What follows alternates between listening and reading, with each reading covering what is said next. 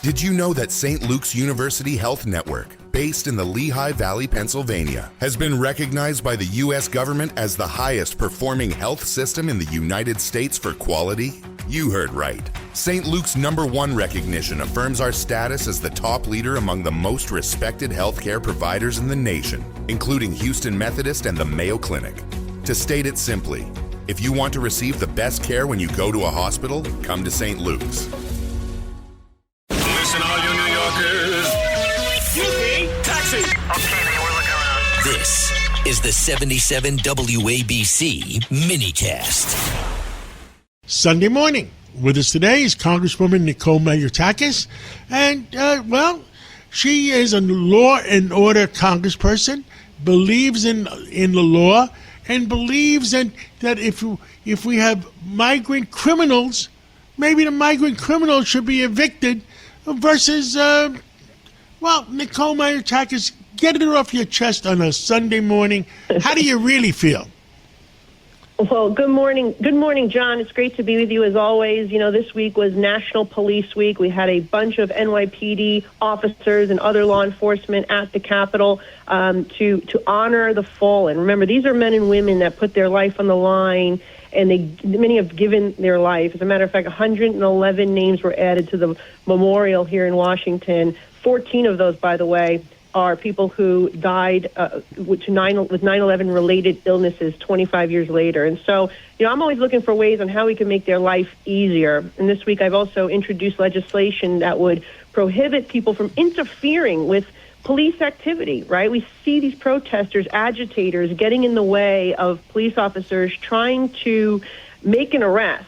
And so my legislation would prohibit people from coming within 25 feet of officers trying to do their job. And that's going to keep officers safe and the public safe as well.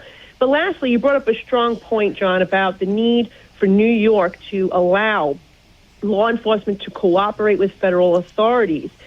People are dying in New York. We had a 85-year-old veteran thrown in front of a track, killed by an illegal immigrant. We had another illegal immigrant kill 4 individuals with arson. And yet the laws in New York, many times, by the way, these people are on the street because we've had that ridiculous bail law that allows these people to just be released back onto the street, and because the sanctuary policies do not turn them over. And I think it's time, John, that we look at holding local elected officials and judges accountable if they are participating in harboring these illegal immigrants. You hear about these stories all the time where judges are letting criminals go out the back door because ICE is waiting in the front for them because they are bad people that need to be removed from the country.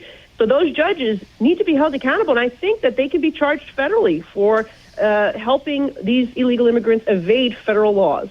What really makes me upset is when judges allow criminals to leave their courtroom, and they go out the next day and they commit a crime. I mean, at what point does the judge or say enough is enough? This guy committed 150 crimes. Why put him back in the streets of New York? There's a certain point. There's a certain point where they're not going to cure themselves.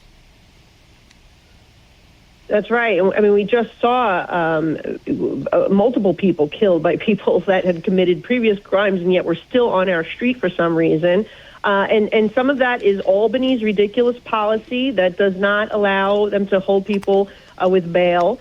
And some of it is the judge, that even when the judge does have discretion, few instances, by the way, where judges actually have discretion. And in those cases, you still see judges allowing these individuals back onto the streets. And that is, judicial races. A lot of these people are appointed by the mayor and the governor here in New York, but there are judicial races, and people have to pay attention to those races because oftentimes if they're in civil court, they end up in criminal court, and these are the people who are doing these things. And so you're right, John, but when it relates specifically to immigration, I think the federal government, the Department of Justice, needs to do more to hold these judges accountable because they are violating immigration law themselves, federal law themselves, when they are helping people evade federal law enforcement so they can remain in the country illegally. And Laken Riley, her murderer, was released in New York City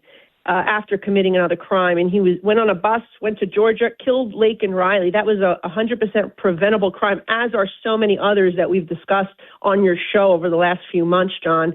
It is shameful. It really is. And it's time that these politicians and judges put citizens ahead of illegal immigrant foreign criminals who are committing and perpetrating these crimes. Put American citizens first, or be held accountable by the federal government. Well, Congresswoman Malliotakis, I mean, somebody has to be held responsible. Maybe even if the politicians that appoint federal judges judges that do not do their job and create crimes. And look, I don't know what the federal government can do. Isn't it against the law? There's no such thing as sanctuary cities.